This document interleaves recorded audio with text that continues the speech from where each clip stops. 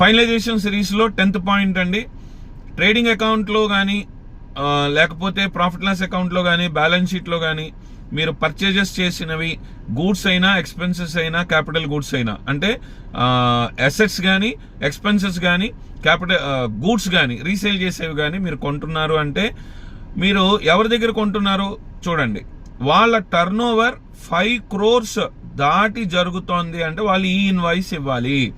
వాళ్ళు e invoice ఇచ్చినది మాత్రమే మీకు వ్యాలిడ్ పర్చేజ్ అవుతుంది, మీకు ఇన్పుట్ ట్యాక్స్ క్రెడిట్ క్లెయిమ్ చేసుకునే అవకాశం ఉంటుంది. ఇది చాలా మందికి తెలియట్లేదు. సార్ వాళ్ళ టర్న్ ఓవర్ నాకు ఎలా తెలుస్తుంది కాదు, వాళ్ళ టర్న్ ఓవర్ లిమిట్స్ కానీ వాళ్ళ దగ్గర మీరు పర్చేస్ చేసేటప్పుడు కానీ మీకు అవగాహన ఉండాలి. అదర్వైజ్ మీరు కొన్న వాటి మీద మీరు ఇన్పుట్ ట్యాక్స్ క్రెడిట్ కోల్పోతారు.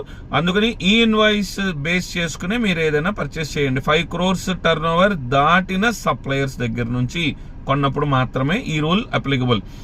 1 crore, 2 crore, 3 crore, 4 crores ఉన్న వాళ్ళు ఈ ఇన్వాయిస్తో పని లేదు. వాళ్ళు నార్మల్గా ట్యాక్స్ ఇన్వాయిస్ మీకు ఇచ్చేయచ్చండి. Thank you.